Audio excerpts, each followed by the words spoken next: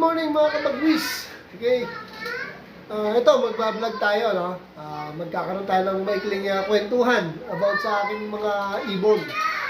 Ipinotice wala tayong activity dahil dalawang young bird pa lang ang alaga ko. So, paulit-ulit yun yung activity natin. Pero, meron tayong magandang result dun sa 3 days nating pag-aalaga sa kanila. Medyo lumalaki na sila at ang laki na ng improvement ng katawan nila. And pag pinabuviewing ko sila, dun sa may harap lang ng trapdoor, yun nga lang nung unang araw at pangalawang araw, pumapasok agad. Pag pinapatong ko dun sa harap ng trapdoor, papasok agad Pero kanina, hindi ko na na-video, no? Kasi pagbaba ko ng hagdan, kukuha ko sa cellphone. Wala nandun sa sulok, hindi ko makita.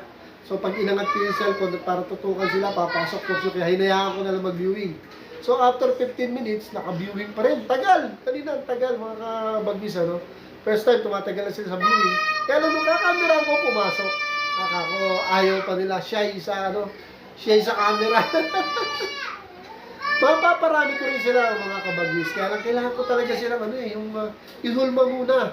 Yung i-condition sila na bahay nila yun. Alam ko naman, naintindihan nyo yung mga kabagis. Teka lang, kukunin ko. Tingnan nyo kung gano'ng kabait. Kasi hindi pa siya umaangat.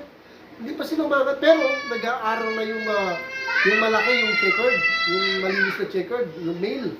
Si Bagwis, nag-aaral na. Naglilipad-lipad ng gano'n sa kulungan niya. Maligalig na Paangat na to.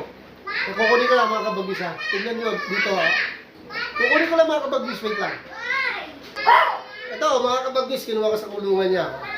Ang ganda, napakalinis. Lalo na pag ito, nagpalit na ng balahibo talaga. Ang ganda nito.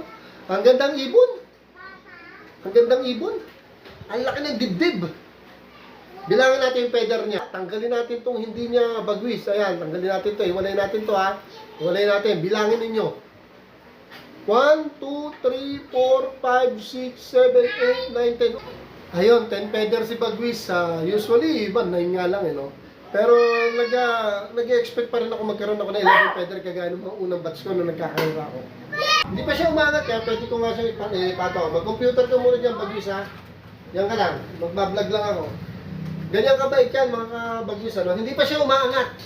Problema, baka pupuan mo yung keyboard ko, Punta ka na sa kapatid mo. Hindi ko alam kung lalaki o babae. Makikita natin to pero may kalakihan kasi yung kanyang ulo. Ano? So, ibalik ko muna, baka lumipad. Maangat na to. Dali lang mga kabagwis, Binalik ko na sa kulungan mga kabagwis, Nakita nyo naman, hindi pa lumilipad. Pero, paangat na yan. Mga ilang araw na lang, aangat na yan. Medyo magbububong-bubong na. Simula na yun para bantayan ko ng gusto dahil pag naglilipad na yan, sakit sa ulo ng mga yun. Yan ang hirap sa YB. Medyo may kakulitan. Pero yun ang part ng pagiging pansyir yun. Pag nag-aalaga tayo ng ibon o kalapate, part yun. Babantayan natin. Kaya dapat talaga tinitrain muna natin sila sa kulungan.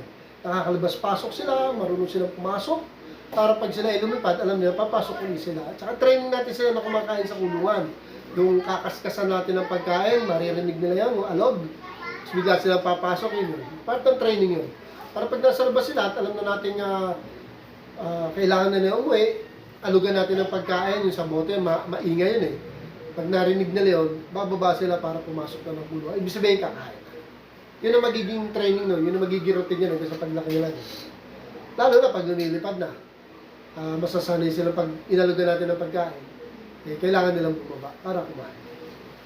Dito na mga kabagwis medyo napagod ako dahil sira yung hagdanan ko, nahirapan ako mag-soli nung ibon. Bukas na mga kabagwis. Have a nice day. Thank you for watching.